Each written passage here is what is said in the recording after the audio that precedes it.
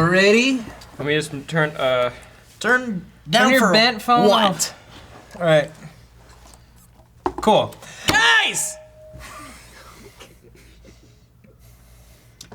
Welcome to Table Talk. This episode of the show is brought to you by Strensum's. Oops! It's a mistake. It's a mistake. It was supposed to be a protective salve for burns, but it turned out to be a little powder that you could eat. Tastes like candy. Yeah, there's a real big fuck up in the Strensum's factory, and they decided to just go ahead and market it. Just market it. as a mistake. As a mistake. As a mistake. Whoops. Also brought to you by Strensum's Whoopsie Daisy. And that was actually supposed to be a line of blouses for women, but are actually living blouses that you can adopt. There's some cute ones. We're gonna throw up some images right here of living blouses. That one's named Sparkles. Living blouses. Also brought to you by Strensum's Giddy Up Socks. Put them on your horse, and they'll not enjoy a gallop. Guys, this show is very simple. We we read your topics using the hashtag #TableTalk. You just can't get over socks for horses.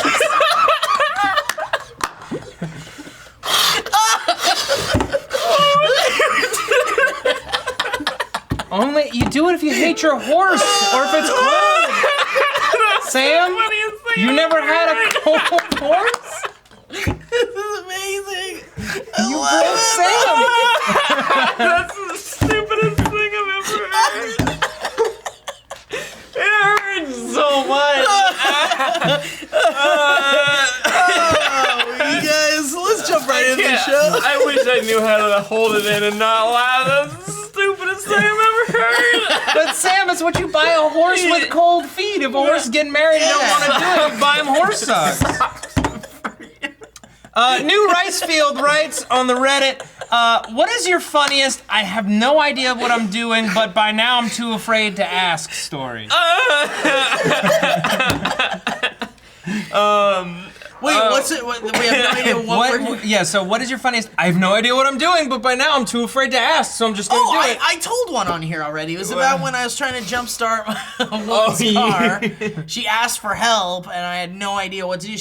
And I was like, I thought I'd get out of it by being like, I don't have the jumper cables. She's like, no, I've got them. And so I was stuck. Great. But it was animated, I think. Yeah, it was. That was one of the first ones. Yeah. It's Was a good one. Mm-hmm. Yeah, It's a very good that's one. one of them for sure. Ooh, things that I pretended to know, but or that I fucked up on. Yeah, that you're like, I have no idea what I'm doing, but I'm too afraid to ask. For me, I was playing rugby at sleepaway camp.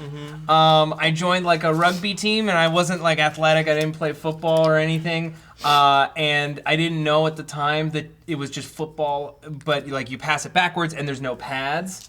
But I didn't want to look like a pansy once I was already there. So we'd start a play and I would like run towards somebody, and then if somebody was running towards me, I'd just run the fuck away. Nice. I just couldn't handle it. I looked like a real wimp. So, so when I was younger, like really, really young, I learned violin poorly, really bad at it, like super, super bad at it. Everyone's bad at it at first. Yeah. Huh? Everyone's bad at it. Oh no, at for first. years though. Oh, you were bad at it for years? Like Why do you think chronically, that yes. is? It just wasn't your instrument. No, it wasn't. But I thought it was really cool. And it is pretty cool. It is. It sounds pretty when you can play it. When you can't, it's awful. But when I was in my senior year of high school, I was in show choir and I wanted to perform. So I put together this act. It was super cool, and I needed a violin part, and I couldn't find a violinist. So I was like, "Don't worry, guys, I'll get it." Oh, and everyone was like, "You know what? We trust you. Just wow, that was really close. you got the thing. You got the thing below the thing."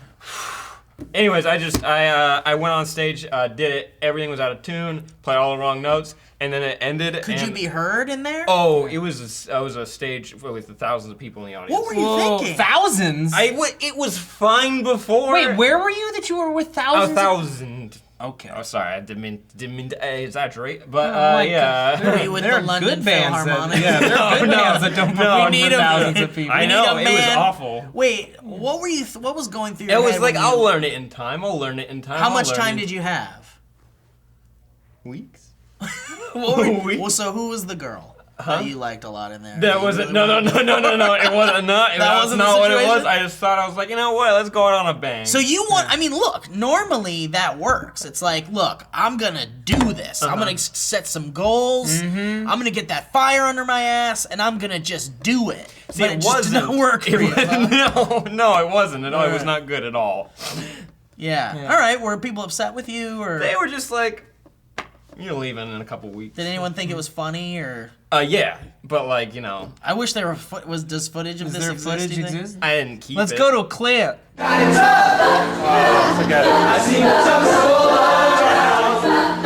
What was that, Sam? Yeah, wait, what was that? I was on Idiot Abroad one That's a time. great show. That's a It great is a show. great show. He's a cool guy. And you got some great moves. Yeah. Thank you. Can you just show us a couple of the moves? It was like a Megan? little, Yeah, you did do some of that. and then like a lot of. Yeah. Those are some good moves. What do you call those? Claps? All right. Thomas read it first. Says if you could only use one sense for the rest of your life, what would it be? I'd say the common one.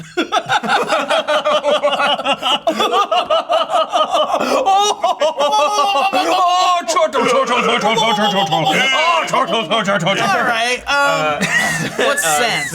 I mean, I guess the sense of touch. Because like, I what is there? understand Smell? touch because Smells pretty good. touch is all sensation. But that's basically like if you can't see or hear or speak, all the good touches are basically non-consensual. But let's say I'm gonna keep my sense of hearing. you can't. No, you get one. You get Well, that's what one. I'm saying. Let's say I go like, all right, fine, sense of sight or hearing. All right, let's just say hearing. Okay. I'm gonna keep my hearing. That means that I will not have my sense of touch, Yeah. which means I won't be able to feel a fucking thing, which means Yeah. I'll never be able to have sex again. No. Well, you will. It'll just feel. It'll you'll suck feel real numb. bad. You'll feel. You won't even know where you are. It'll be like when you're numb. You'll just feel like odd pressure. And Just I don't like want odd that. pressure. No. I don't want that. But if you have only touch, you're not going to be able to initiate any sexual encounters. Wait. So if we're gonna take away all the other senses, Right. wouldn't the one that you have be like amplified? Yeah. Like Daredevil? yeah. Wait. You know how his sense of hearing Yeah, is like when you- yeah, amplified like because when he you doesn't li- have yeah. sight? Yeah. Can we say Yeah, that? sure, Can we sure. say Yeah. that? Let's I'd say it. I keep hearing. Let's So say you'd it. have you'd have I have super hearing. sonar, so I can know where Yeah, things so you could be like are. Daredevil. Yeah. Eventually, you'd like recreate the world based on sound and like Yeah. echolocation Yeah. and Uh-huh. shit. Yeah. Then you could still see and you know where everything is. But still, like the sex part would really suck. Well, Maybe you okay. just I'm gonna hear it. I'm gonna posit a question. Since he's able to use sound waves to be able to examine sight, Don't go there. the sound of the don't wanna penis hear and this. vagina together, This would is he be able garbage. to then This is the feel most garbage I've those ever heard. waves on him? I think you're giving us trash. No, I am backyard. asking you a legitimate scientific question, Steven I think you Zaragoza. legitimately went into a dumpster and gave us trash. Listen, I would never go to a dumpster and then bring you trash and then tell you it's a scientific fact. I would say, Steve, I brought you some more trash. Throw it on the fire, boys. You no, this is a offered general me a question. chili cheese dog, and Yes. instead you gave me a turd. That was yesterday. Today I'm offering you a scientific question. That's trash. This episode is brought to you by Strenson's Trash Fire. Strenson's Trash Fire. When you want to warm your house and your heart, but you want to smell real bad and you don't want to pay that fucking gas company. So, This episode's also brought to you by Strunsum's fake bananas. fake bananas. You can put them in a bowl. You can throw them. Yes. Strensum's fake bananas are great. Wait, were you really saying that like sound could make you feel sex? I'm just saying, sound I is a don't think that's a vibration. thing, yeah, but sound you're is a feeling it vibration. here. Sure. But if if you have superhuman hearing, if your hearing is that strong, I have to imagine that you could at least intellectually understand the good You feelings wouldn't from feel the sound waves. You wouldn't feel pleasure though. There's This no is pleasure still, out of honestly, hearing. this is still trash.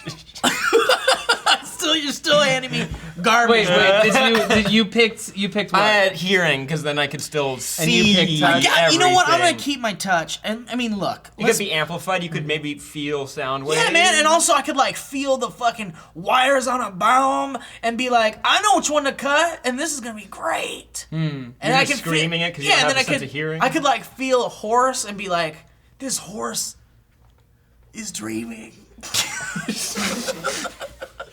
What?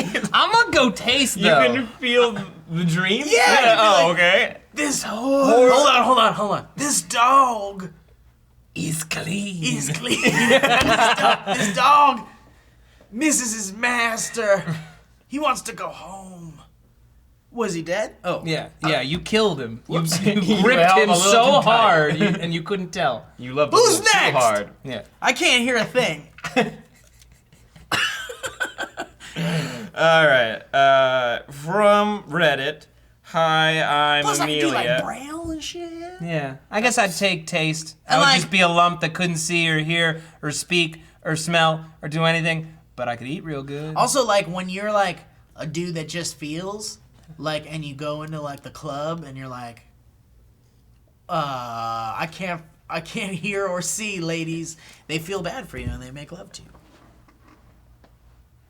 Brought to you by What do you got, Sam? Has a movie ever changed your life? Example, thanks to Dr. Dolittle, I can never piss at night without checking the shower for ducks. What? I don't think that happened in that movie. What does that mean have to do with anything? Wait, I'm sorry. Did Dr. Dolittle piss on a group of ducks in a shower? I don't remember that. Oh no, he was probably going to the bathroom, and then he heard a noise, pulled back the curtain, saw ducks, and then slipped and fell. You know what, guys? I honestly believe that this was an attempt at, a very shallow attempt at humor. And I honestly believe that... Why are you judging him so I'll tell you hard? why. I'll tell you why. Because every year... Is this my camera? Every year, 3 ducks are found Here, can we in get a little bathtubs. music, rising music, please? Please. Every year, 3 ducks are found in bathtubs across America. And if we only helped the environment, we would never find a duck in our bathtub ever again. Yeah. So please donate to the houseducksociety.com. I'm gonna take a swing at this. Strensom's bath ducks. Strensom's bath ducks. They don't squeak. They don't float. Deal with it. All right? I don't wanna. No. You're done? No, I can't. Has a movie ever changed your life in some big way? I mean, look, I'm a big movie nerd. I me too. feel emotions from movies. Like I already spoke about this. I did like a recap of 2014's my favorite movies from 2014. You can watch that video here if they want to put up an annotation. That'd be nice. Yeah, but but they don't have to. But I get many emotions from films, and they change my perspective, and they change my feelings. But I don't know if I've ever had like a life change. Like I feel like watching movies as a kid led me on the path I'm currently on because of a lot of the movies that I watched as a kid. And I feel like I wouldn't be who I am today if it weren't for all these movies I watched as a kid. So maybe I can say that. What was the movie that made you decide to go down this career path? Is there one? I don't know if it was a movies per se, so much as it was like Muppets and comedy and So just could you laughter say and like the stuff. Muppet movie? I mean, I watched the movie Little Shop of Horrors like every single day, like sometimes 3 times a day, and I'd drive people crazy watching it. But I loved it so much because it combined music and comedy and puppetry It's a good musical. and special effects, and it's already a great musical. So it had all of these great things, and you know, and as a kid, I didn't realize it was also directed by Frank Oz, and Frank Oz collaborated with Jim Henson, and Frank Oz and Jim Henson were like this, and Frank Oz was the voice of Fozzie, and then later on Yoda, and then, you know, it turns out Frank Oz directed a lot of amazing movies. I believe he directed Fish Called Wanda, right? Really? he did. I love that Yes, movie. he did. Yeah, and Fierce Creatures, which is just okay. Just okay. But I didn't know as a kid. And I- the score, which is yeah, that's good. Are you talking about? Oh, the movie, the score. the movie, the score. Oh, okay. I was gonna say the score of Fierce Creatures? Fierce Creatures. I remember it being. I don't really remember digital it very and well. weird. But I will say this, and this is something I talk about with some of my movie nerd friends, which is when I was a kid, somehow I would gravitate towards these movies directed by Frank Oz or Spielberg or Joe Dante, and I would love these movies and not understand what a director was or what a story Right, was yeah. or what a score was, and I would like watch Back to the Future, and that Alan Silvestri score would come in, and then I'd be like, whoa, this kind of sounds like this other movie that just so happened to also have an Alan Silvestri score, Roger Rabbit, and then I would watch like, you know, The Burbs, and I would love the music in The Burbs, and I thought The Burbs was so funny, and then I would watch Gremlins 2, and that music was so good, and then later on I found out, holy shit, these were all directed by the same people. It was either Joe Dante, Spielberg, Zemeckis, what have you. And then they were all scored by the same people, John Williams, things like that. And then I grew to feel like I need to figure out why I love these things. And then that led me into the path of being like a big movie nerd and then loving all these aspects of movies. Music, story, characters, direction, cinematography, everything. God, I love movies. Yeah, I love great. movies. I just started watching. This never changed my.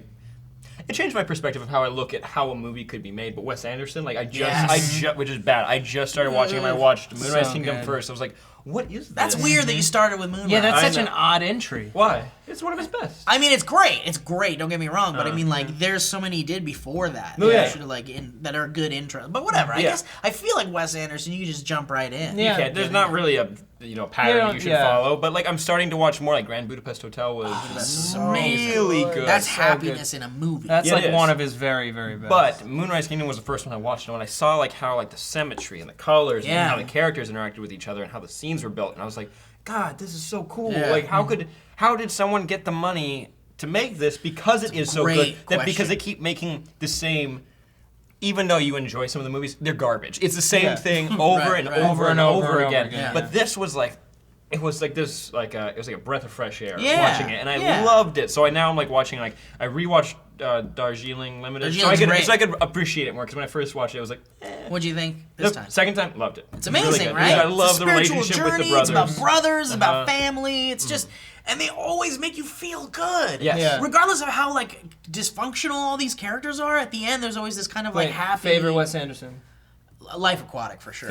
I should watch it Grand Budapest right now. So you haven't seen Life Aquatic yet? No, I know, that's the big one. That's the big one. That's the big one I need to watch. Darren and Will haven't seen it either. We need to have a Life Aquatic night. And we'll dress up. Yeah, let's dress up. Oh, get the red beanies and everything? In lingerie. Any movies change your life, Leaps? Yeah.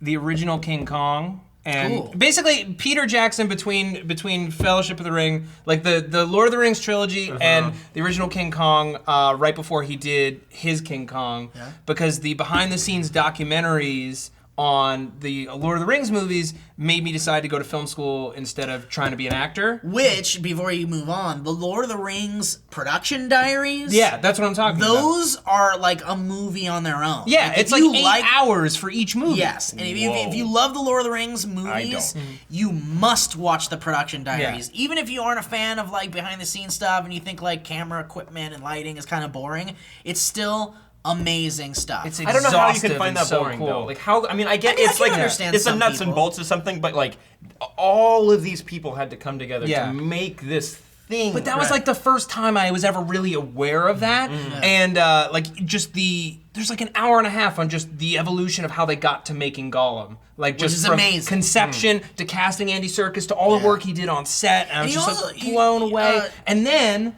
on the original King Kong DVD.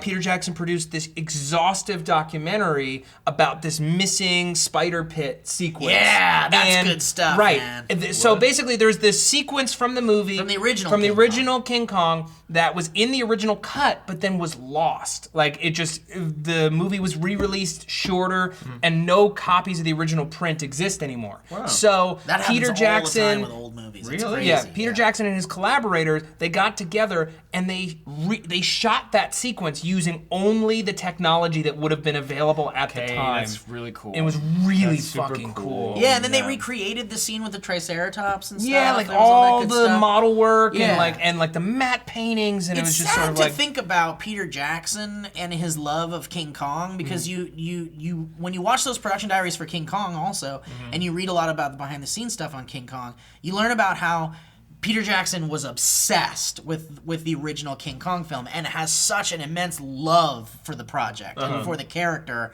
and the story and all that. And he made King Kong, and for the most part, people are like, it was fucking long and boring and bleh. But you don't understand that a lot of these movies, and even the Transformers movies and all these movies I shit on sometimes, so much work goes into them. Yeah. And there's always a level of passion that goes into them too. Maybe it's not passion across the board, but for King Kong, for anyone to work on anything for more than a year, you have to be passionate about it. But with that's his life's work. He's been trying to make that since the mid '90s, and he finally got to make it. And yeah, the extended cut is way too long, but It's okay. there's a lot of great stuff in there. I love the extended cut. I don't care what anybody says. I mean, whatever, we can argue about it. It's fine. I don't care. It's your opinion. But listen, really quick, and here's a little bit of trivia before we end the episode. Speaking of things that are lost from film history, here's a little bit of history for you. So Lon Chaney, one of the most famous character actors who, like, way back in the golden age of cinema was doing, like, crazy makeup stuff on his face, made a movie called London After Midnight, and you've seen the character, I'm sure, if we pop it up on the screen. He's got, like, a lantern, he's got, like, the pointy teeth, and he looks all gross, he's got, like, a top hat. Yeah. That is in an entire movie that was lost and is gone and is still to this day never been found. And They lost an whole entire movie. movie. And I want to say they even made duplicates and copied a bunch of, like, And they they're made a all bunch. gone. All gone. I want to say it was maybe a fire or some kind of, like, weird But story. All the copies. old kinds of negatives, the old 35mm negatives are super flammable, Yeah. especially over time. So like it was very easy. Lots of movies have been lost in fires Yes. and warehouse fires. And speaking of which, Strensom's has a new line of films coming out from the old days of films lost. A new film was just discovered by Strensom's film production company called Pee-Pee Lingen. And that movie is all about a penis. This was made in 1922. Oh. It's all about a penis trying to find a home. It's a beautiful romantic epic set against the American Midwest. Great sweeping vistas Yeah. as a penis tries to find its way home to the vagina that birthed it. Amazing vaudevillian actors appear in it, and there's even a good old Hitler gag in there. It's even, if you look closely in the attached materials, can we throw up a screenshot right now? This is Mae West's first film. That is That's a Mae young West. Mae That's West, Mae West. as Lady Turpentine, who gives him a nice stroke and sends him on his way. My favorite part is when Pee-Pee comes along and he's like, "Ooh, I'm gonna squirt nothing for you." It's a classic scene. Classic scene. Oh my God. Can we go to a clip? Well,